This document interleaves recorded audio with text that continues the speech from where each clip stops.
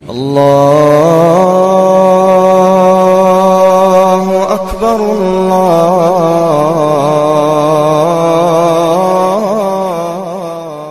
warahmatullahi wabarakatuh.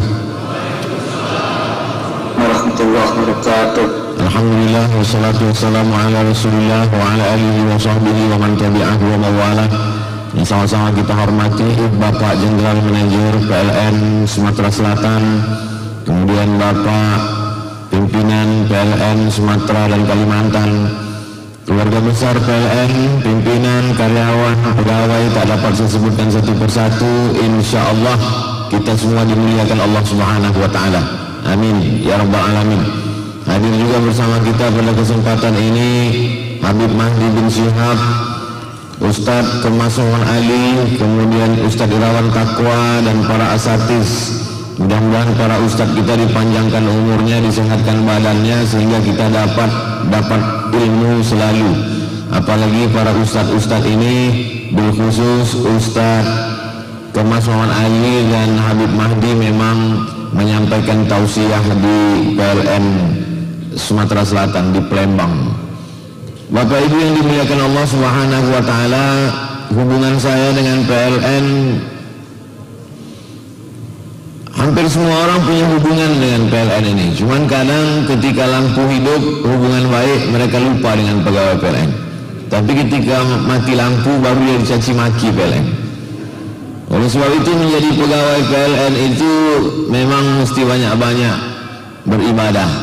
Karena kalau tidak, disumpah orang. Kenapa saya katakan demikian? Karena banyak orang yang tidak paham. Begitulah manusia ini, kalau dapat nikmat dia lupa, begitu nikmat itu hilang baru dia ingat, dan ingatnya itu penuh dengan sumpah serapah. Sampai-sampai dulu saya dengan PLN ini hubungannya dari mulai kajian rutin di PLN Pekanbaru. Saya ada kajian rutin setiap pagi, lupa hari Jumat apa hari Kamis apa hari Senin, tapi yang jelas itu hari kerja di musola kecil PLN Pekanbaru. Setelah itu kemudian PLN Provinsi Riau sampai meresmikan masjidnya, bahkan meminta nama masjidnya. Saya kasih nama masjidnya, Masjid PLN Riau itu Masjid Ad-Diya. Diya artinya cahaya yang terang benderang. Bedanya dengan nur, nur artinya cahaya bulan. Sedangkan cahaya matahari itu disebut dengan Diya. Saya tidak pakai nur cahaya bulan karena yang biasanya diambil cahayanya oleh PLN itu cahaya matahari, bukan cahaya bulan. Sedangkan cahaya bulan itu memantulkan cahaya matahari. Cahaya yang paling kuat yang asli dari sumbernya adalah cahaya matahari. Maka saya kasih nama masjid itu Masjid Ad-Diya. Diya, cahaya yang terang benderang. Lalu kemudian ketika saya ada jadwal pengajian di suku Talang Mama, lebih kurang 5 jam naik kendaraan roda 4 dari ibu kota provinsi sampai ke tepi sungai. Dari sungai kami masuk lagi ke dalam, ke hutan lindung, lebih kurang 7 jam. Sampai di dalam itu ada masjid, lantainya semen hancur bercampur tanah. Kemudian dinding-dindingnya pula kayu yang lapuk. Lalu kemudian 2 orang pegawai PLN kami bawa masuk ke dalam. Akhirnya mereka melihat, mencatat-catat, menulis-nulis. Setelah sampai ke kota Pekanbaru, mereka sampaikan ke saya, Ustaz Abdul Somad, masjid yang di dalam itu insya Allah PLN yang akan menyelesaikannya. Nah, jadi masalah PLN membangun masjid ini, PLN membangun kelas di suku terasing, memang sudah lama saya dengar, saya tahu, apalagi zakat PLN itu amat sangat besar dan bermanfaat buat umat. Dan hari ini pula di kota Palembang, Sumatera Selatan, saya diberikan lagi kesempatan untuk bersama dengan keluarga besar PLN dalam rangka memasuki masjid yang baru, besar, megah, mewah, Masjid Nurul Ikhwan. Nur cahaya, ikhwan persaudaraan, cahaya persaudaraan. Di masjid ini kita tidak lagi melihat suku, bangsa, rupa, warna kulit orang, tapi yang dilihat adalah bersaudara. Dan persaudaraan itu diikat oleh satu ikatan La ilaha illallah Muhammadur Rasulullah. Wa annal masajida lillah. Masjid itu punya Allah, masjid itu milik Allah. Oleh sebab itu, walaupun namanya Masjid PLN, dijelaskan oleh Pak GM tadi bahwa ini Masjid PLN, tapi ada anak-anak sekitar yang datang mengaji kemari. Memang ini Masjid PLN, tapi pegawai-pegawai kantor sekeliling PLN ini ternyata sholatnya juga datang kemari. Oleh sebab itu dalam Islam tidak ada masjid suku, masjid orang Melayu yang Batak dilarang masuk, tak ada. Masjid orang Batak, orang Jawa tak boleh masuk, tak ada. Dalam Islam itu wa annal masajida lillah. Tapi tentu kita tetap menghormati yang membangunnya, yang mewakafkannya. Itu adalah salah satu penghormatan dalam Islam. Oleh sebab itu maka bangunan yang pertama didirikan di atas muka bumi ini, a'udzubillahi minasyaitonir rajim. Inna awwala baitin wudi'a lin-nas. Bangunan pertama yang dibangun di atas muka bumi lallazi bi Bakkah, yang ada di kota Bakkah. Nama lainnya Makkah, nama lainnya Ummul Qura. Masjid yang pertama dibangun di atas muka bumi adalah Masjidil Haram. Setelah itu bangunan yang kedua apa ya Rasulullah? Masjidil Aqsa. Diabadikan dua masjid ini dalam satu ayat. Subhanalladzi asra bi 'abdihi lailan minal masjidil harami ilal masjidil aqsa. Kam bainahuma, berapa jarak antara keduanya ya Rasulullah? Kata Nabi 40 sanah, 40 tahun. Ini menunjukkan bahwa Allah Ta'ala membuat bangunan yang pertama di atas muka bumi ini adalah masjid. Oleh sebab itu Nabi Muhammad SAW ketika beliau pindah hijrah dari kota Makkah ke kota Al-Madinah Al-Munawwarah, bangunan yang pertama yang beliau bangun juga masjid. Itulah Masjid Quba. Dibangun pada hari Senin. Begitu beliau sampai hari Senin, sampai di Quba menginap 4 malam. Malam Selasa, malam Rabu, malam Kamis, malam Jumat. 4 malam itu berdirilah satu masjid yang disebut dengan Masjid Quba. Selama 6 tahun di Madinah ini tidak bisa pergi ke kota Makkah, dihadang oleh kafir musyrik. Maka ada hiburan dari Nabi SAW. Siapa yang sholat di Masjid Quba berarti dia sudah sama dengan melaksanakan umrah. Siapa yang sholat di Masjid Quba 2 rakaat sama seperti melaksanakan umrah. Maka beramai-ramailah sahabat yang rindu untuk tawaf di Ka'bah, rindu untuk melaksanakan umrah ke tanah suci, datang ke Masjid Quba. Baru kemudian tahun ke-6 sahabat bersama Nabi SAW sampai ke kota Makkah. Itu pun dihadang, tidak boleh masuk. Akhirnya dibuatlah perjanjian 22 km dari kota Makkah. Tempat perjanjian itu disebut dengan perjanjian Hudaybiyah. Tahun ke-7 baru bisa masuk. Itu pun umrah qadha namanya, dipimpin oleh Abu Bakar Siddiq. Tahun ke-8 barulah bisa Nabi masuk ke kota Makkah Al-Mukarramah. Itu yang disebut dengan pembebasan kota Makkah, yang terkenal populer dengan istilah Fathu Makkah. Artinya apa? Islam selalu memberikan alternatif. Kalau engkau bisa melaksanakan umrah, pergilah ke kota Makkah. Tapi sekarang orang tak bisa melaksanakan umrah, maka sholatlah di Masjid Quba. Orang Madinah yang tak bisa melaksanakan umrah karena COVID-19, karena terbatas bisa masuk Masjidil Haram, bisa sholat di Masjid Quba. Nah, bagaimana dengan kita? Maka kita yang berada di Palembang, Sumatera Selatan pun tidak berkecil hati, karena kita juga bisa dapat pahala umrah dengan sholat di Masjid Nurul Ikhwan ini. Man sholat subuha fi jama'atin, siapa yang sholat subuh berjamaah, summa qa'ada yadhkurullah, duduk berzikir mengingat Allah, hatta tatlu asyam, sampai terbit matahari, summa yusalli rak'ataini, sholat sunat 2 rakaat. Syaratnya 4, sholat subuh berjamaah, duduk berzikir mengingat Allah sampai terbit matahari, sholat sunat 2 rakaat, namanya sholat sunat isyraq.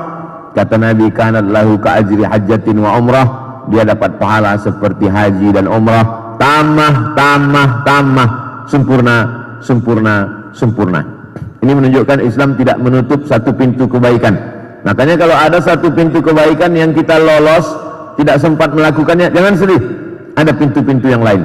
Man bana masjidan, siapa yang bangun masjid, banallah mislahu baitan fil jannah. Siapa yang membangun masjid, dibangunkan Allah untuknya satu tempat dalam surga. Tak bisa membangun masjid secara pribadi, membangun masjid secara institusi. Ini dilakukan oleh PLN. Jadi aslinya kita ini memang punya cita-cita membangun masjid. Dalam kepala kita, nasihat kepada anak-anak kita, jangan sampai mati sebelum bangun masjid. Dalam hati mesti ada niat dalam hati. Sebelum saya mati, saya mesti bangun masjid. Makanya mencari duitnya semangat. Kalau dia ada bisnis di luar ini semangat. Kalau dia kerja, menabungnya semangat. Karena cita-citanya bukan cuma bangun rumah, tapi bangun masjid. Sebelum mati bangun masjid. Tidak bisa bangun masjid pribadi, institusi. PLN bangun masjid sudah banyak sekali. Yang saya alami sendiri, masjid kantor PLN, masjid yang dibangun oleh PLN di kampung suku terasing, masjid-masjid yang direnovasi ulang oleh PLN. Oleh sebab itu ini juga bagian dari amal berjamaah. Maka disebut dia dengan Nurul Ikhwan, cahaya persaudaraan, karena bersaudara dalam tolong menolong menegakkan rumah Allah. Tapi kebahagiaan jangan sampai euforia sesaat melihat masjid yang megah, yang cantik, yang terang benderang, yang sejuk, yang dingin, lalu kemudian senang. Belum cukup. Orang beriman itu tidak pernah merasa pada zona aman. Dia selalu ingin terus. Setelah masjidnya siap, ada yang lebih berat lagi dari membangun masjid. Masjid ini luar biasa cantik, tapi cukup dibangun dalam 10 bulan selesai. Itu menunjukkan kemapanan ekonomi. Berbeda dengan masjid-masjid swadaya masyarakat yang dibangun di pinggir jalan, kesulitan yang luar biasa. Ini nikmat Allah. Wa amma bi ni'mati rabbika fahaddits. Adapun nikmat Allah, maka ceritakanlah. Ini dalam rangka menceritakan nikmat Allah kepada saudara-saudara kita, makin semangat dia untuk membangun masjid. GM-GM yang lain, BUMN, perusahaan, swasta, pegawai-pegawai, maka mendengar cerita ini, di-share, ditonton secara streaming, disaksikan, ditonton di YouTube, maka ini memberikan semangat luar biasa. Ini bagian dari dakwah. Mungkin selama ini saya hanya berceramah, marilah membangun masjid, tapi sekarang melihat nyata masjid. Saya senang juga diundang dalam acara peresmian masjid ini. Berarti ceramah saya selama ini didengarkan oleh jamaah yang selama ini selalu saya katakan, tolong undang saya meresmikan masjid, jangan lagi undang meletakkan batu pertama, karena banyak batu pertama diletakkan tak selesai-selesai sampai batu terakhir. Jadi PLN termasuk yang mengabulkan permohonan harapan doa saya. Setelah masjid siap selesai, baru saya diundang datang, maka tampaklah bahwa jamaah tidak hanya sekedar mendengar, tapi juga mengabulkan dan mengamalkan apa yang disampaikan oleh para ustadz dan guru-guru kita. Nah, ada kebahagiaan dalam hati orang beriman ketika masjid sudah tegak berdiri. Tapi jangan cukup sampai di situ, ada lagi yang lebih berat daripada itu bagi orang yang merasa itu beban. Tapi bagi orang yang merasa itu adalah sebagai ungkapan syukur, dia tetap memakmurkan masjid dengan sholat berjamaah. Apalagi kita punya pimpinan yang peduli kepada masjid, tentulah tidak terhalang untuk beribadah.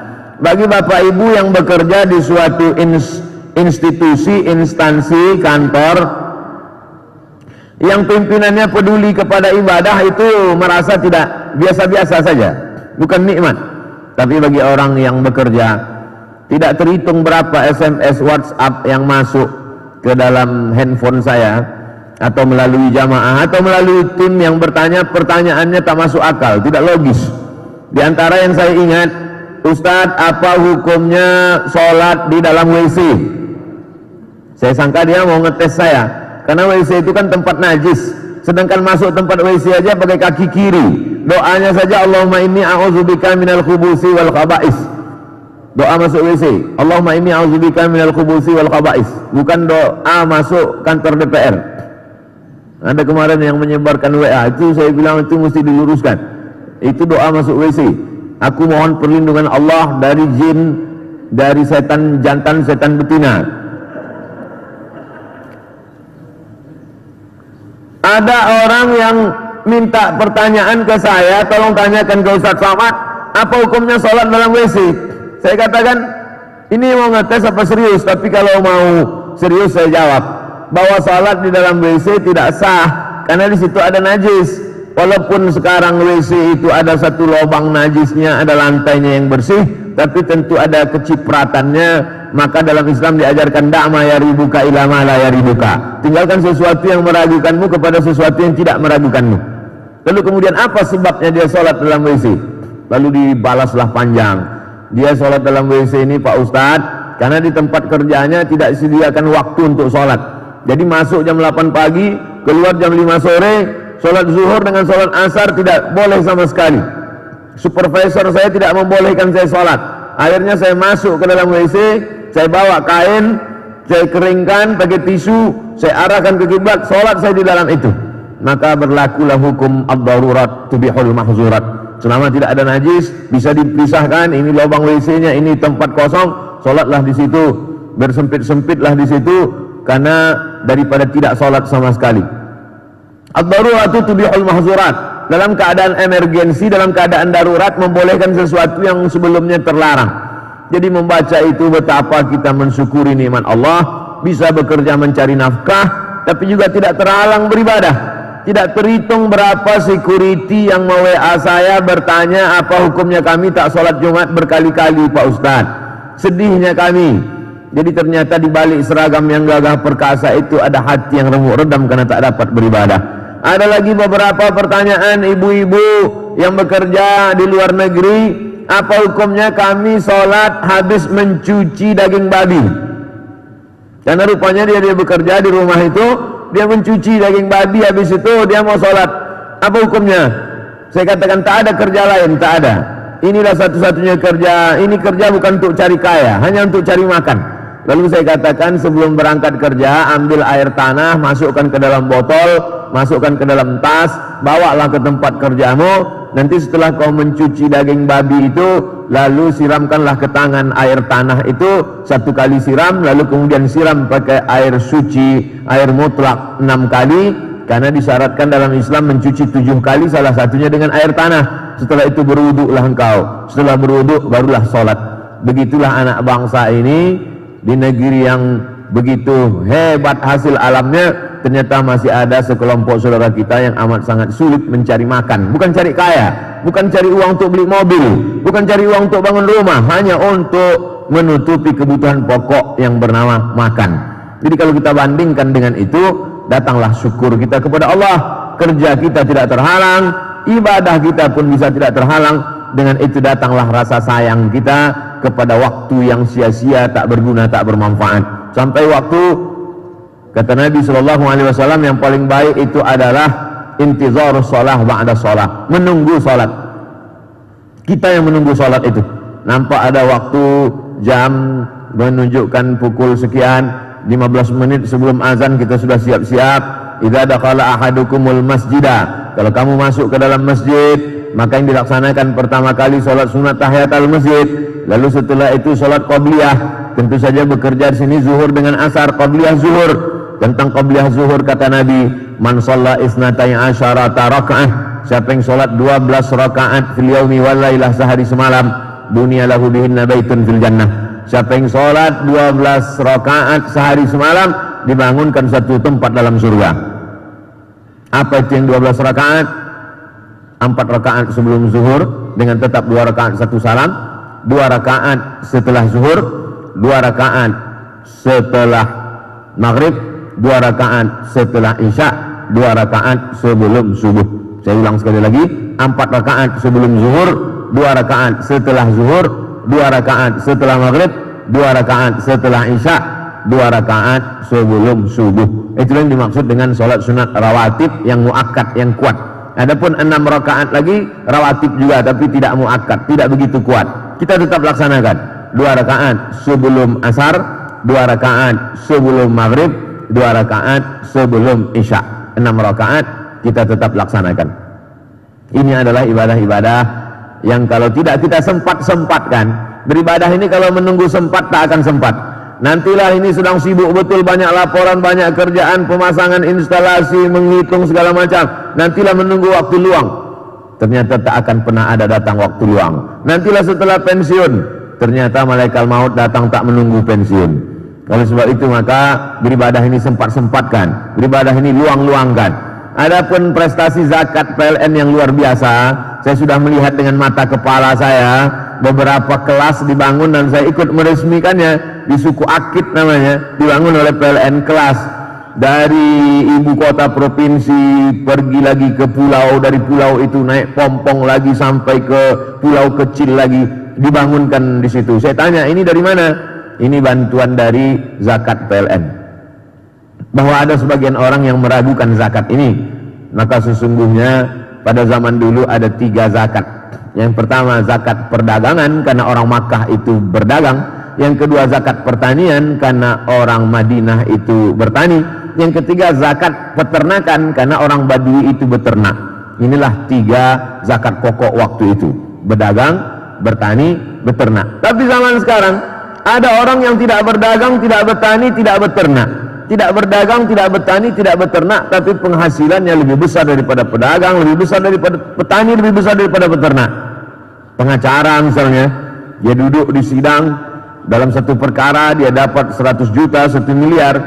Tukang gambar, arsitek yang menggambar kondominium, bangunan, 1 kali gambar dia bisa mendapat uang ratusan juta.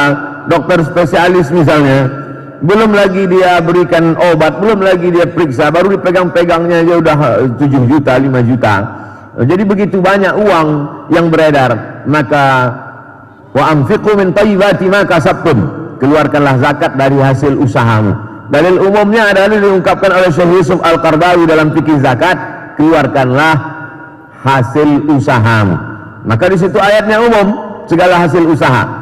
Apakah pada zaman dulu sudah ada zakat profesi ini? Ya, zakat profesi sudah diwajibkan oleh para salafus salih. Di antaranya adalah pada masa Umar bin Abdul Aziz.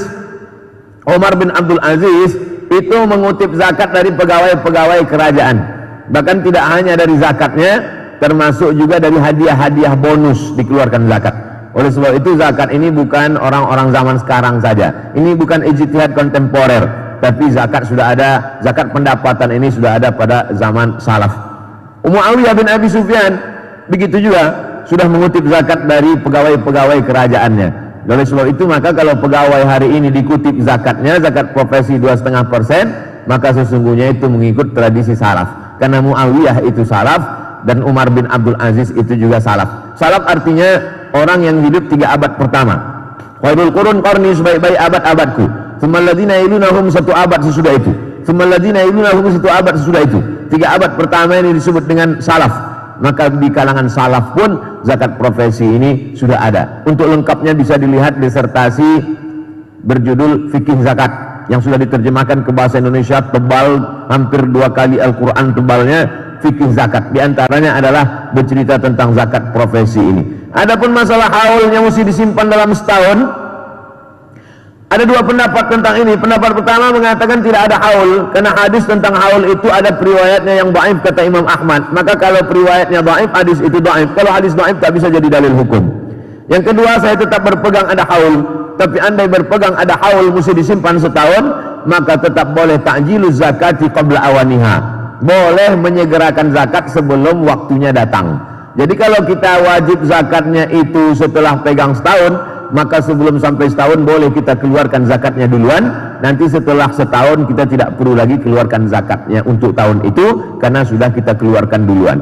Oleh sebab itu maka Bapak Ibu pegawai karyawan PLN yang mengeluarkan zakatnya sudah dikeluarkannya dalam setahun ini, maka untuk yang tahun itu dia tidak wajib lagi keluarkan zakat setahun karena sudah dikeluarkan duluan.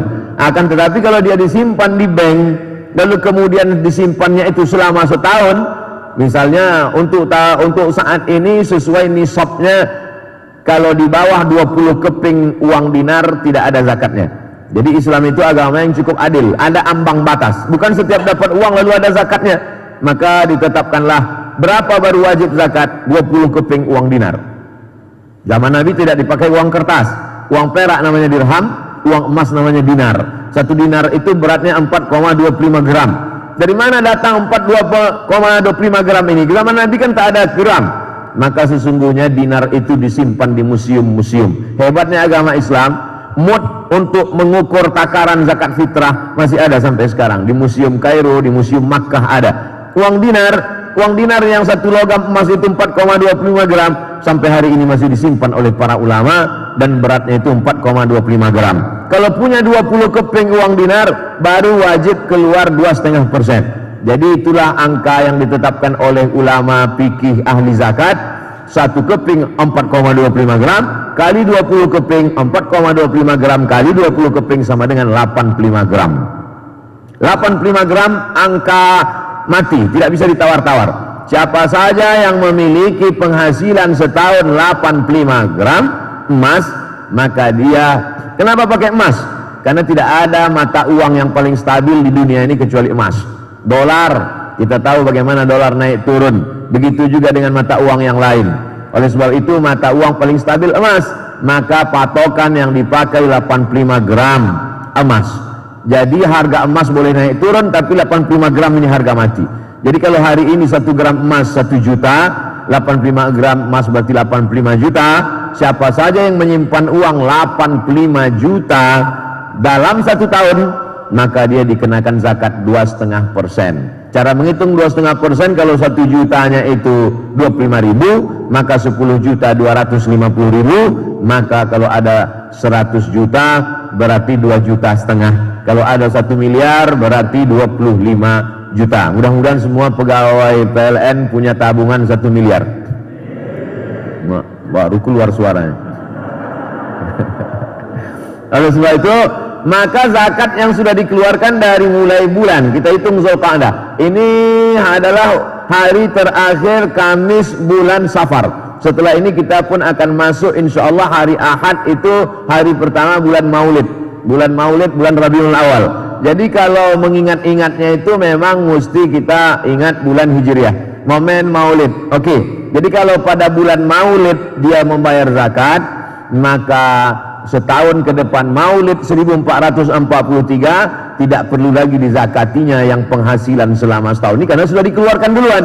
Tapi ketika dia simpan uang itu di bank sampai nisabnya 85 gram, hitung kapan sampainya. Sampai nisabnya 85 gram pada bulan Muharram, maka dia buatlah catatan 85 gram pada bulan Muharram, bertahan sampai tahun depan, maka dikeluarkanlah zakatnya 2,5% menurut hitungan mudah simpel yang saya kasih tahu tadi. Tapi ingin juga saya sampaikan, saya ajarkan berdasarkan pertanyaan jamaah juga. Ustadz, bagaimana caranya biar supaya kita seumur hidup tak berzakat? Ada juga caranya. Tadi kan ambang batasnya 85 gram, ya. Maka jangan sampai 85 gram, jangan sampai 85 gram, jangan sampai 85 juta. Jadi diintip-intiplah tabungan itu. Begitu sampai tabungan itu 80 juta, beli tanah. Sampai 80 juta, 81, 82, 83, udah ada sedikit lagi 84, buat kos-kosan. Itu insya Allah seumur hidup tidak akan berzakat. Sampai pensiun tak akan berzakat. Tapi ingat, cara Allah untuk mengeluarkan duit itu ada saja. Bisa lewat jantung koroner, diabetes meletus, asam urat. Saya sekedar ngasih tahu. Kalau tak percaya, ya tes sajalah, coba-coba. Allah Subhanahu wa taala, wa na'lamu ma tuwaswisu bihi nafsuh. Kami tahu apa yang berbisik-bisik dalam hatimu. Wa nahnu aqrabu ilaihi min hablil warid. Karena kami lebih dekat kepada engkau daripada urat lehermu sendiri. Allah itu tahu. Bagaimana tahunya Allah? La ta'khudhuhu sinatun wala naum. Allah tidak mengantuk, Allah tidak pernah tidur. Oleh sebab itu maka zakat ini kesadaran kita sendiri. Tidak akan mungkin badan amil zakat PLN mengutip satu-satu datang ke rumah memaksa, tidak. Karena sifatnya sukarela, kita hitung sendiri, kita bayarkan sendiri. Tapi ada juga orang yang dia pakai kecerdasan akalnya untuk mengakal-akali zakat. Kata dia, ini saya tidak bisa bayar Pak Ustadz, karena dia berpendapat bayar zakat ini neto, bersih. Jadi dia mau dipotong 2,5% setelah keluar semua. Potongan air, potongan listrik, walaupun orang PLN tetap juga bayar listrik. Potongan belanja, potongan ini tidak. Maka sesungguhnya dikeluarkan dalam bentuk bruto, kosong, kotor. Setelah dikeluarkan, kalaulah zakat itu, saya menjadi tim sosialisasi zakat itu bertahun-tahun. Dari tahun 2009, pulang dari Maroko 2007, 2009 saya menjadi tim sosialisasi zakat. Masuk kantor, keluar kantor, BUMN, perusahaan, bank, sosialisasi zakat. Berjam-jam kita sampaikan materi. Ketika pertanyaan, ada pertanyaan, mohon maaf Pak Ustadz, kami ini fakir miskin semua, tak ada yang bisa dizakati, hutang kami banyak. Jadi dia berpedoman bahwa orang yang banyak utang katanya tidak keluar zakat. Siapa yang banyak utang maka tidak berzakat. Keliru. Yang dimaksud dengan utang itu adalah jurus 3+2. Yang dimaksud 3+2, siapa saja yang berdagang, jualan, bisnis. Mungkin Bapak sehari-hari pegawai PLN, tapi dia ada bisnis di luar, banyak bisnis, nalar bisnisnya hidup. Begitu dia dengar ada bisnis ini, dia jual, ini jual. Apa bisnismu sekarang? Janda bolong. Jual, semua jual. Itulah yang berlaku, itu utang tidak bayar zakat. Utang membuat orang tidak bayar zakat itu bukan pada zakat pendapatan, tapi pada zakat perniagaan, perdagangan.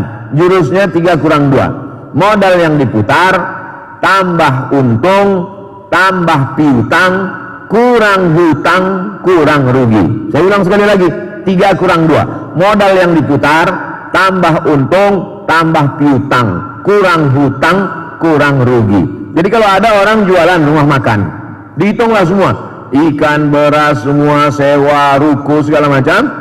Modal yang diputar selama setahun, ditambah piutang, ditambah untung. Setelah dihitung 3 ini, baru dikurang utang, dikurang rugi. Setelah dikurang utang, kurang rugi, ternyata di bawah 85 gram. Itu tidak wajib bayar zakat. Tapi utang yang dimaksud adalah hutang yang terkait dengan bisnis rumah makannya tadi. Bukan hutang rumah, hutang mobil, hutang motor, bukan. Karena kalau dihitung semua hutang, tidak ada orang di Indonesia ini yang bebas hutang. Karena memang hutang ini udah jadi tren sekarang. Semua orang berhutang, semua diutang. Rice cooker pun hutang, kompor pun hutang. Satu-satunya yang lunas di rumah itu bininya aja. Itulah yang lunas, karena diwajibkan Pak Kua. Lain daripada itu hutang. Oleh sebab itu yang dihitung hutang itu adalah hutang yang terkait dengan bisnis perniagaannya itu saja. Adapun tentang masalah zakat pendapatan, maka hutang piutang tidak berpengaruh. Maka keluarkanlah. Ini kan peresmian masjid Pak Ustaz. Kenapa Ustaz cerita zakat?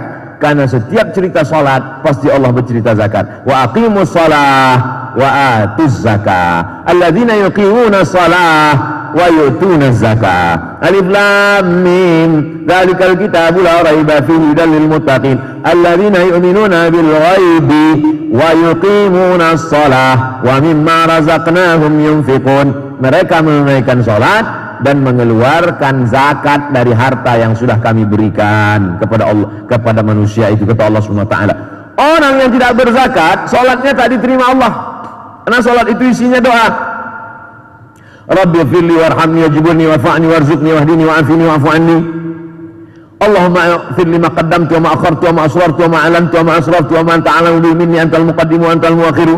La ilaha illa anta subhanaka inni kuntu minaz zalimin. Allahumma hdini fiman hadait wa afini fiman afait wa tawallani fiman tawallait.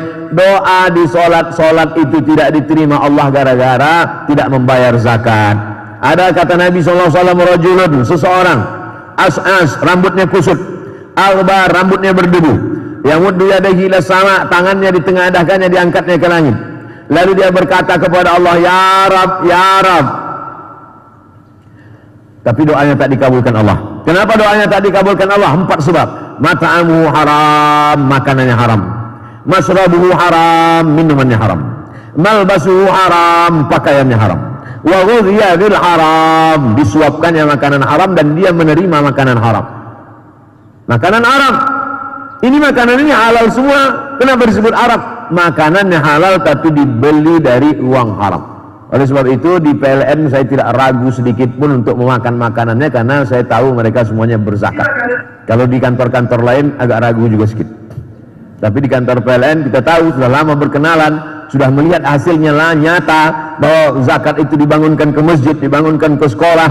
Oleh sebab itu yang selama ini pegawai PLN tidak hanya di Palembang, saya bicara ini dalam nasional karena ini acaranya di streamingkan ke seluruh pegawai PLN dimanapun berada, bil khusus Palembang, bil khusus Sumatera Selatan, secara umum Sumatera dan Kalimantan, secara umum seluruh Indonesia. Maka yang masih ragu-ragu lagi tentang zakatnya, bayarlah zakat. Sehingga nanti di akhirat kalau ditanya Allah Subhanahu wa taala, "Hai pegawai PLN, kenapa kau tak bayar zakat?" Karena Ustaz Abdul Somad waktu meresmikan masjid, dia cerita masjid aja, tak ada cerita zakat. Sudah kuceritakan ya Allah, sudah kusampaikan ya Allah. Kalau tak juga mereka mau dan masih mencari-cari alasan. Karena sesungguhnya kita mengaji ini adalah sebagai panduan untuk beramal. Kita mengaji ini adalah untuk mencari kebenaran, bukan untuk mencari pembenaran. Sekarang banyak orang memilih-milih mazhab hanya untuk membenarkan apa yang ada dalam dirinya. Ustaz Somad, apa hukumnya kalau akikah anak seekor kambing anak laki-laki? Kalau menurut mazhab Syafi'i, anak laki-laki 2 ekor kambing. Tapi kalau menurut mazhab Hanafi, anak laki-laki 1 ekor kambing. Ah, kalau gitu saya Hanafi aja lah Pak Ustaz. Kamu nih mau mengaji atau mau mencari mudah-mudahnya saja? Oleh sebab itu maka kita mengaji ini adalah kalau diimbang-imbangkanlah antara nikmat Allah Subhanahu wa taala, tak dapat kita hitung, tak dapat kita bayar. Berapa tetesan darah yang dicuci oleh buah pinggang? Berapa denyut jantung? Kita baru tahu nikmat itu kalau dia sudah hilang dari diri kita. Oleh sebab itu pergilah ke rumah sakit, tengoklah orang yang operasi cangkok jantung, tanyakanlah orang bagaimana katup jantung, lihatlah orang bagaimana mencuci darah, keluar dari badan, masuk ke dalam selang, masuk ke dalam mesin, 5 jam, 9 jam berada di rumah sakit, sakitnya tak terkatakan lagi, duitnya, waktunya. Oleh sebab itu ketika kita diberikan Allah kesehatan ini, nikmat Allah dia titipkan kepada kita. Oleh sebab itu maka bayarlah zakat, ini yang paling tinggi. Apakah setelah zakat itu kita tidak memberikan yang lain? Kita berikan yang lain. Alhamdulillah tadi penyerahan yang luar biasa kepada anak yatim, kepada guru mengaji, ini yang disebut dengan sedekah. Karena Allah Subhanahu wa taala sudah membagi, ada kotak-kotaknya. Ada kotak yang wajib namanya zakat, tapi ada kotak yang sunat namanya infak dan sedekah. Tapi Allah Maha Adil, yang bisa kasih duit namanya infak, yang tak bisa kasih duit namanya sedekah. Sedekah itu lebih ringan, lebih di bawah lagi daripada infak. Kasih duit, kasih semen namanya infak. Tapi kalau kasih bukan materi namanya sedekah. Makanya senyum itu disebut dalam hadis sedekah. Tabassumika fi wajhi akhika sedekah. Senyummu ke wajah saudaramu adalah sedekah. Tapi zaman sekarang sedekah senyum pun payah karena pakai masker. Tak tahu dia entah senyum tak apa, tiba-tiba keluar aja suara. Oleh sebab itu maka Allah Ta'ala Maha Adil, likulli sulama minkum sedekah. Di setiap tulang-tulang sendi ini ada sedekah. Jadi tukang-tukang kita yang membangun masjid ini, nampaknya duit dia tidak keluar, tapi tetes 10 keringat dia, walaupun dia dapat upah, dapat gaji dari PLN, maka sesungguhnya kalau dia ikhlaskan kepada Allah Subhanahu wa taala, kalau dia beramal, itulah pentingnya niat. Jadi apa yang membedakan orang beramal dengan tak beramal? Adanya niat. Innamal a'malu binniyat wa innamal likulli imri'in ma nawa. Orang itu akan dinilai sesuai dengan niatnya. Dia tukang berangkat dari rumah, pergi kemari untuk kerja, memasang lantai, memasang kubah, memasang lampu, maka sesungguhnya kalau niatnya hanya untuk kerja cari duit, duit itu yang dia dapat. Tapi kalau dia niatkan untuk bersedekah, sedekah bukan dengan materi tapi dengan keringatnya, dengan tetes peluhnya, dengan kerjanya, dengan tenaganya, maka dia dapat dua-duanya, mengalir juga pahalanya untuk dia. Oleh sebab itu maka amal yang besar ini, maka setiap GM, setiap pimpinan, setiap pegawai, setiap karyawan, setiap direktur mesti berpikir dalam kepalanya, kalau saya tugas di sini 3 tahun, 5 tahun, apakah saya buat masjid baru? Apakah saya membuat panti baru? Apakah saya membantu anak yatim fakir miskin? Atau merenovasi masjid yang lama menjadi baru? Atau menaikkan masjid yang di bawah yang sebelumnya kalau hujan sedikit saja banjir naik ke atas? Alhamdulillah masjid ini naik ke atas, yang di bawah kendaraan, alhamdulillah. Oleh sebab itu maka nikmat besar ini mesti di-share, mesti disampaikan ke orang lain.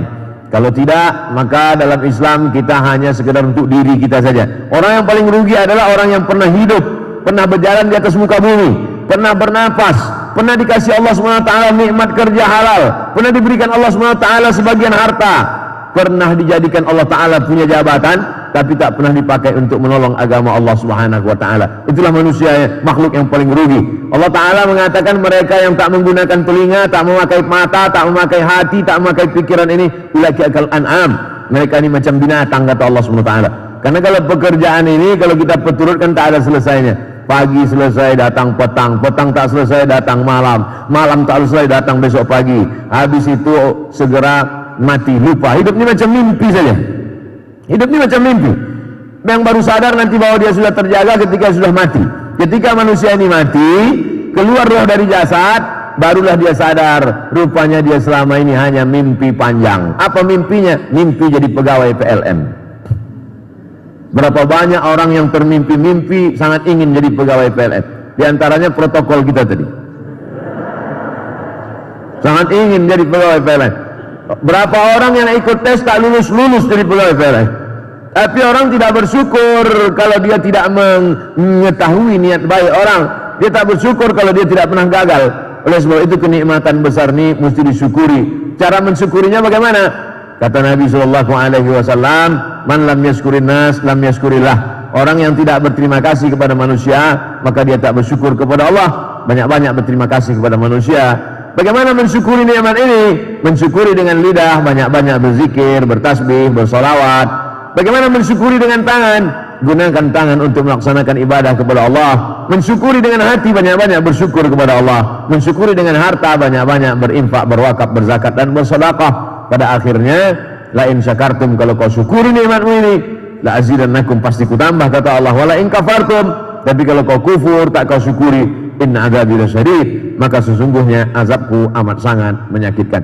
Sekali lagi saya ucapkan selamat atas diresmikannya pemakaian Masjid Nurul Ikhwan PLN Kota Palembang, PLN Sumatera Selatan. Mudah-mudahan ini menjadi inspirasi bagi kota-kota lain, masjid-masjid lain, sehingga bagi yang ragu membuat bagaimana masjid yang efektif, bisa masjid di atas, parkir di bawah, datanglah ke Palembang, studi banding sekaligus makan PMP kapal selam. Dapat dunia, dapat akhirat. Nanti setelah melihat bagaimana cara membangun masjid 10 bulan, bagaimana masjid bisa efektif, bagus, bagaimana masjid tidak hanya dinikmati oleh orang PLN tapi sekitarnya mendapat rahmat, maka dia menjadi amal jariah. Man sanna fil islami sunnatan hasanatan. Siapa yang membuat suatu tradisi yang baik, diikuti oleh daerah lain, terinspirasi daerah lain dengan masjid ini, falahu ajruha wa ajru man amila biha, maka dia dapat pahalanya dan dapat pahala orang lain yang melakukannya.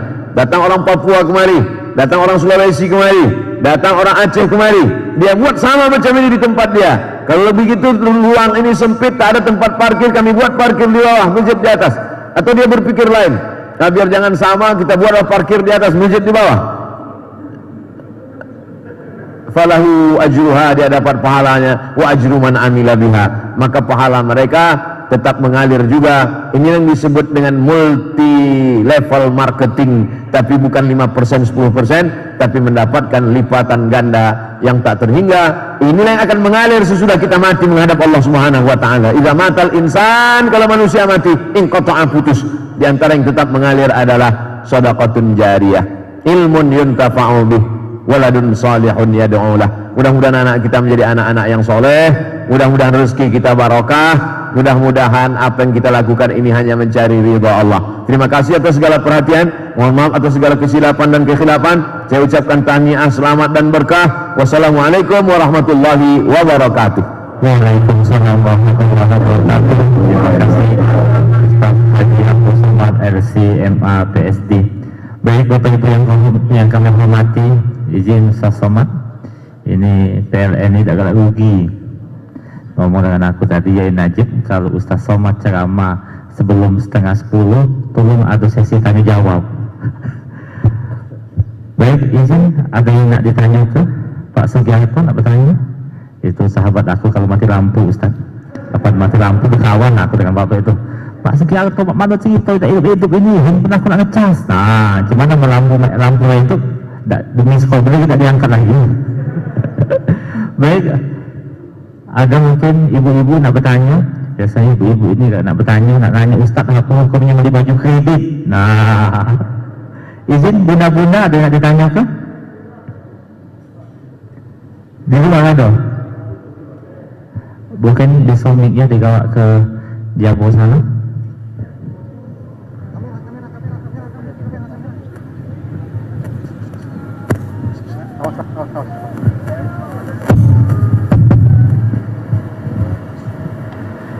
Assalamualaikum warahmatullahi wabarakatuh. Waalaikumsalam warahmatullahi wabarakatuh. Bapak Ustadz yang terhormat, saya mau tanya, karena saya punya cita-cita untuk membuat yayasan sosial atau semacam panti asuhan dan sudah siap lahannya. Apakah boleh zakat penghasilan saya itu saya simpen untuk ngumpulin supaya saya bisa bangun tempat tersebut? Demikian, terima kasih. Assalamualaikum warahmatullahi wabarakatuh. Waalaikumsalam warahmatullahi wabarakatuh. Dalam masalah ini ada dua pendapat.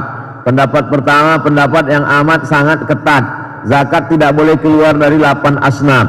Innamas shadaqatu lil fuqara. Zakat hanya boleh untuk fakir, wal masakin, miskin, wal amilina 'alaiha, amil zakat, wal mu'allafati qulubuhum, mu'allaf baru masuk Islam, wa fir riqab, hamba sahaya yang mau memerdekakan diri, wal gharimin, orang yang dililit utang, wa fi sabilillah, untuk perang melawan Israel, wa ibni sabil, dan orang yang putus belanja waktu musafir.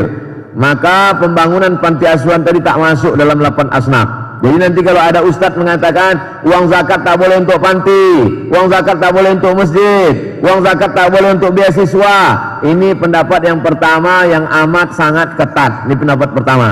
Pendapat yang kedua, itu pendapat Imam Fakhruddin Ar-Razi. Nama kitabnya Tafsir Mafatihul Ghaib atau disebut Tafsir Al-Kabir. Imam Fakhruddin Ar-Razi meninggal 606 Hijrah. Pendapat dia ini dikutip oleh ulama Al-Azhar, namanya Syekh Atiyah Sokar. Ditulis dalam kitab namanya Fatawa Al-Azhar, Fatwa Al-Azhar Kairo Mesir. Di situ dikatakan bahwa kata Imam Fakhruddin Ar-Razi, subulullahi katsiratun. Di antara yang 8 itu ada salah satu namanya fisabilillah. Sabilillah itu tidak hanya perang. Sabilillah itu tidak hanya untuk beli tombak, beli pedang, beli tank, beli baju besi untuk melawan orang kafir. Tapi yang dimaksud sabilillah di situ adalah semua jalan untuk mengagungkan agama Allah. Di situ diberikan contoh oleh Syekh Atiyah Sokar, andai ada suatu masjid. Masjid ini berseberangan dengan kampung. Antara kampung dengan masjidnya ada jembatan.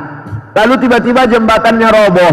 Maka duit zakat boleh dipakai untuk membangun jembatan. Kenapa? Karena membangun jembatan itu juga sabilillah untuk mengantarkan orang kampung ke masjid. Sampai begitu. Oleh sebab itu maka pemerintah Malaysia memberikan zakat 6.000 ringgit dulu. Kawan saya di Malaysia dapat zakat 6.000 ringgit setahun dari kerajaan.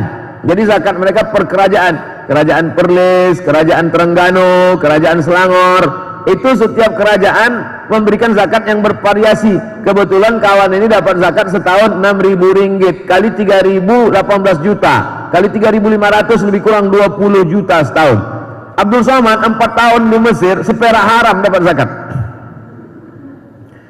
Jadi saya mau menjelaskan pendapat yang kedua ini lebih longgar. Zakat itu bisa dipakai untuk beasiswa, zakat bisa dipakai untuk bangun jembatan, zakat bisa selama terkait dengan agama. Jadi kalau dipakai pendapat yang kedua, ibu bisa menyimpan duit ibu, lalu kemudian ibu belikan. Kenapa? Karena itu terkait dengan anak-anak juga yang tak mampu, nanti terkait dia akan menolong agama. Subulullahi katsiratun. Itulah dua pendapat. Saya selalunya kalau menjawab suatu pertanyaan itu tidak memaksa untuk satu pendapat. Saya ceritakan dua-duanya, silakanlah pilih. Tapi menurut hemat saya, sebaiknya untuk panti asuhan baiklah digalang penggalangan dana dalam bentuk infak atau sedekah. Kenapa? Untuk keluar dari khilaf. Kalau ada suatu ikhtilaf, maka kaedahnya al-khuruf minal khilafi aula. Keluar dari ikhtilaf lebih utama. Buat penggalangan dana, pembangunan panti yatim, karena orang yang mendustakan anak yatim, orang yang menyia-nyiakan anak yatim, itulah pendusta agama, kata Allah. Ara'aital ladzi yukadzibu biddin? Tahukah kamu siapa itu orang yang mendustakan agama? Pendustaan agama bukan orang yang pakai sabu-sabu. Pendustaan agama bukan orang yang buka aurat. Fadzalikal ladzi yad'ul yatim. Mereka yang menyia-nyiakan anak yatim, wala yahuddu ala ta'amil miskin. Tidak memberi motivasi untuk mengasih makan fakir miskin. Oleh sebab itu usaha ibu sudah baik, tanahnya sudah ada, jamaah PLN, jamaah yang ada mendengar jamaah ceramah ini tinggal membuat penggalangan dana, membantu mudah-mudahan berdiri panti yatim sehingga kita tidak tergolong orang yang mendustakan agama. Mudah-mudahan niat baiknya sampai insyaallah. Amin ya rabbal alamin. Demikian, wallahu a'lam. Baik, terima kasih. Nah, sudah dua pendapat akad ini untuk ke MC dapat. Baik, silakan. Ya, tunggu Bici. Assalamualaikum warahmatullahi wabarakatuh. Saya ingin tanya Pak Ustaz, jadi yang pertama, sholat sunat subuh itu katanya dunia dan sisinya. Terus kalau kita sholatnya di rumah itu sama nggak? Itu pertama. Yang kedua, Wudhu, kalau berwudhu kita sudah wudhu terus menyentuh istri kita, apakah itu batal Ustaz? Terima kasih. Wassalamualaikum warahmatullahi wabarakatuh.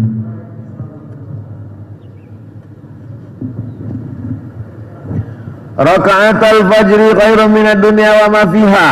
2 rakaat qabliyah subuh lebih baik daripada dunia seisinya. Disebut dia dengan rakaat al-fajri, disebut dia dengan rakaat qabliyah subuh. Bagi yang pakai usolli sunnatas subuhi raka'ataini qabliyatan. Waktunya dari azan sampai ke iqamat. Jadi kalau bangunnya itu sudah azan subuh, dia di rumah, apakah dia langsung sholat subuh atau qabliyah subuh? Qabliyah subuh dulu. Andai terbangunnya itu sudah terlambat, apakah hilang waktu qabliyah? Tidak. Andai dia di masjid, masuk ke dalam masjid, tiba-tiba iqamat, qad qamatis salatu, qad qamatis salah, Allahu akbar, Allahu akbar, la ilaha illallah. Dia langsung salat subuh. Setelah salat subuh dia qabliyah subuh, qada diganti qabliyah subuh. Satu-satunya salat qabliyah yang diganti Nabi adalah qabliyah subuh. Saking pentingnya qabliyah subuh. Rakaat pertama ayatnya qul ya ayyuhal kafirun. Rakaat kedua ayatnya qul huwallahu ahad. Imam Muslim dalam kitab Sahih Muslim membuat satu bab khusus. Waktunya dari azan sampai iqamat. Jumlahnya 2 rakaat. Ayatnya kuliah dengan kulhu. Keutamaannya lebih baik daripada dunia dan seisinya. Kalau qabliyahnya saja lebih baik daripada dunia dan seisinya, apalagi sholat subuhnya. Jadi dilaksanakan di rumah hukumnya boleh. Qabliyah itu tidak hanya di masjid saja. Lau ya'lamuna ma fil atamati was subhi. Seandainya mereka tahu pahala salat subuh berjamaah dengan salat isya berjamaah, la atauhu mahabwan. Mereka akan datang walaupun merangkak. Kenapa mereka tak tahu? Karena Allah tak kasih tahu. Allah mau kasih surprise bagi mereka yang datang salat subuh berjamaah. Ini tentang qabliyah subuh. Yang kedua tentang bersentuhan laki-laki dengan perempuan yang tak mahram.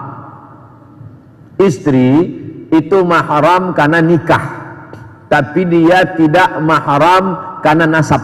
Yang dimaksud di sini mahram nasab. Apa beda mahram nasab dengan mahram nikah? Mahram nasab tak ada syahwat, tak ada nafsu.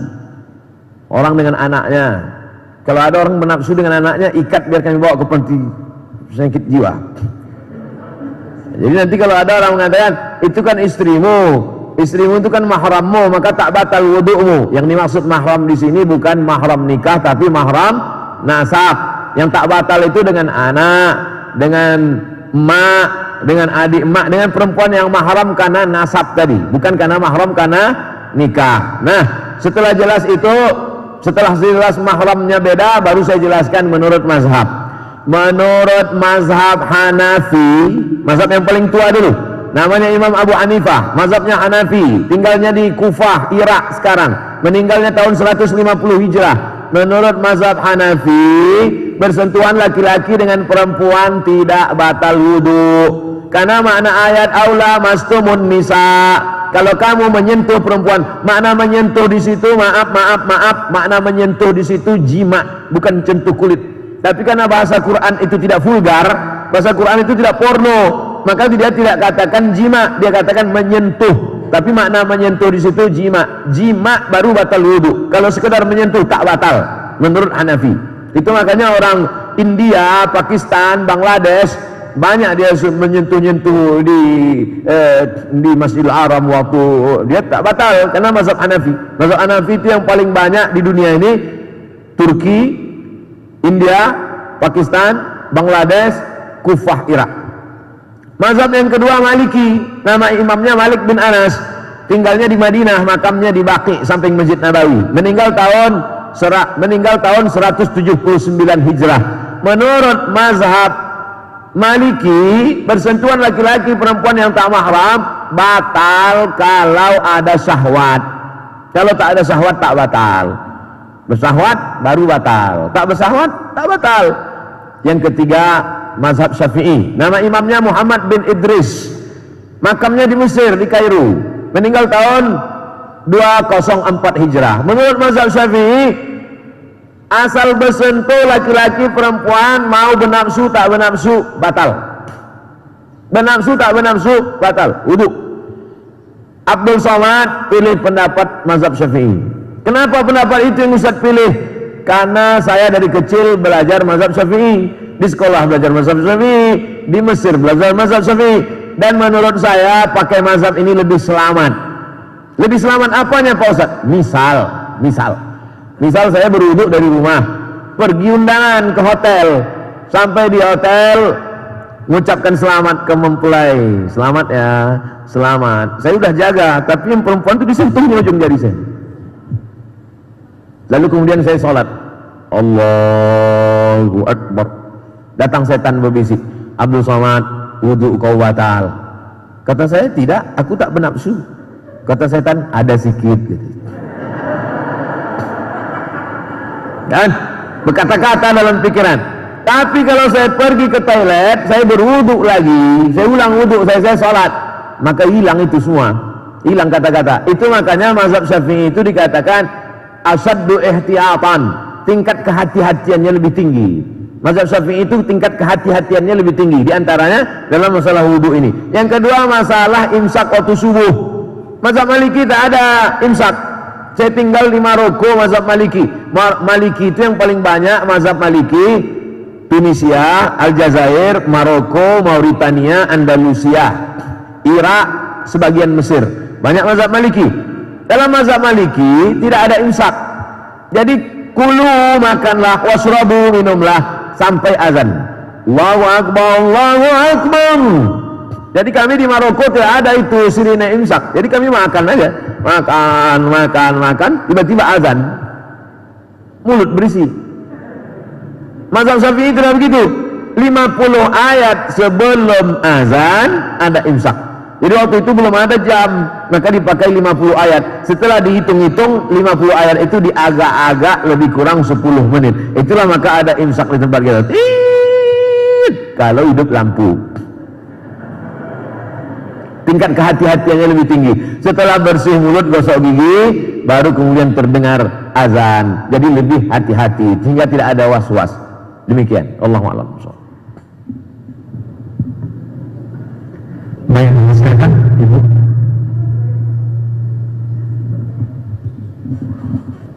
Assalamualaikum warahmatullahi wabarakatuh. Mau bertanya Ustadz Abdul Somad, begini Ustadz, kita kan sebagian besar dari pegawai PLN ini sudah dipotong zakat penghasilannya ya Ustadz ya. Nah mungkin sebagian besar dari kita misalnya bisa menyimpan dari tabungan yang dari penghasilan yang kita sisihkan itu berupa tabungan, apakah itu berupa tabungan di bank ataupun emas. Nah apakah itu ketika sudah mencapai nisabnya lagi 85 gram, apakah itu kita juga wajib kembali untuk mengeluarkan zakatnya atau seperti apa Ustadz? Terima kasih. Assalamualaikum warahmatullahi wabarakatuh. Waalaikumsalam warahmatullahi wabarakatuh. Sekarang kita cerita teknis. Berarti tak masuk yang tadi itu. Kita hitung mudah dari Januari lah ya. Januari, kita hitung mudah dari Rabiul Awal, bulan Maulid. Rabiul Awal 1442, yaitu bertepatan nanti dengan November, sudah keluarkan zakatnya. Kebetulan ibu dapat 10 juta. Amin. Banyak yang tak setuju. 10 juta 250 ribu, 10 juta 250 ribu, 10 juta 250 ribu, 10 juta 250 ribu. Dari November, dari Rabiul Awal November. Maka Rabiul Awal garis miring November 2021, yang 120 juta kotor tadi tidak dikeluarkan lagi zakatnya karena sudah dikeluarkan duluan. Sudah dipakai untuk biaya anak sekolah, untuk itu, untuk ini. Yang kalau kotornya itu 120 juta karena satu bulan 10 juta, maka tinggal berapa di situ, tidak ada lagi zakatnya karena sudah dikeluarkan duluan. Oleh sebab itu catatannya mesti dua. Tapi kemudian ibu, bapak, tuan-tuan, ada tabungan. Maka yang pendapatan setahun tadi menggabung ke tabungan. Berapalah sisanya dari bayar itu, bayar ini, makan itu, makan ini, habis tersisa misalnya 30 juta. ternyata di dalam tabungan itu ada 70 tambah 70 tambah 30 maka menjadi 100. Yang tabungan itulah yang dihitung dalam simpan per tahun. Kapan mulai menghitung startnya itu?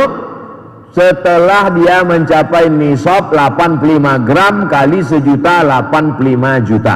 Jadi misalnya ada uang tersimpan yang bukan termasuk yang setahun yang sudah dikeluarkan tadi. Ada uang tersimpan di situ sekitar 70 atau sekitar berapa? Belum ada zakatnya karena baru 70. 80 belum juga ada zakatnya. Begitu mencapai ambang batas 85, 85 catat. Kapan dia mencapai 85? Mencapai 85 kebetulan pas 1 Idul Fitri. 1 Idul Fitri 85. Simpan setahun barulah keluar zakatnya.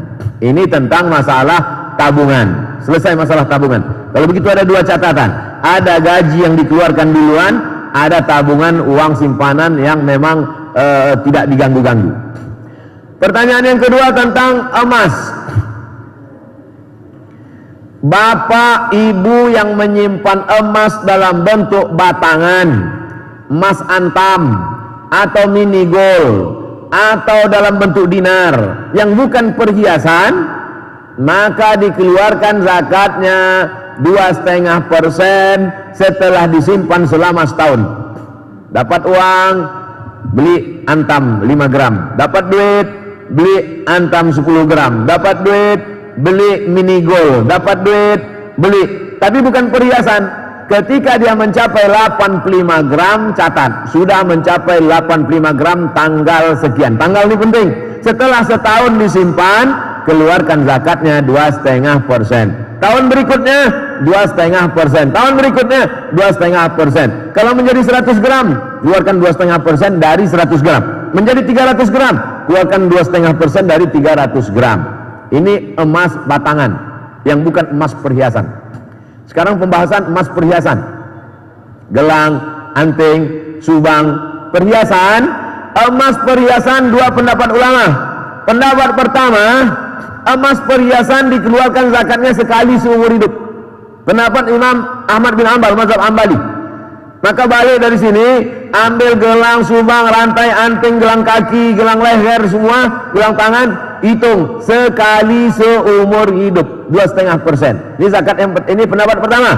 Pendapat yang kedua, pendapat kedua mengatakan perhiasan emas tidak ada zakatnya sampai nisabnya 200 keping. Kalau zakat normal tadi 20 keping. Kalau zakat perhiasan 200 keping. 200 keping itu 850 gram. 850 gram itu sekilo kurang seon setengah. Jadi kalau ada anting-anting ibu beratnya sekilo kurang seon setengah, asal dipakai undangan merah muka menahankan sakitnya, itu baru dikenakan zakat. Saya ulang sekali lagi, zakat perhiasan emas dua cara, dua pendapat. Pendapat pertama dikeluarkan sekali seumur hidup. Pendapat yang kedua tidak ada zakatnya sampai 850 gram sekilo kurang seon setengah. Saya pakai pendapat yang pertama. Saya condong pada pendapat yang pertama, keluarkan zakatnya sekali seumur hidup. Tapi kalau banyak, keluarkan tiap tahun. Cobalah hitung di rumah sendiri, kalau emasnya banyak, sekilo 2 kilo, nah itu keluarkan setiap tahun. Tapi kalau emasnya sedikit, keluarkan sekali seumur hidup. Karena kalau ditunggu sekilo kurang seon setengah, tak akan seumur hidup tak bayar zakat. Wallahu a'lam. Jelas kan? Wallahu a'lam bishawab. Baik, Bapak yang kami hormati, untuk menutup rangkaian acara kita pada pagi hari yang berbahagia ini, marilah kita berdoa sejenak, kembali berkenan yang sama-sama kita banggakan Ustadz Haji Abdul Somad untuk memimpin doa. Dipersilakan. Ala hadhihi niyah wa kulli niyatin salihah al-Fatihah. Allahu akbar, Allah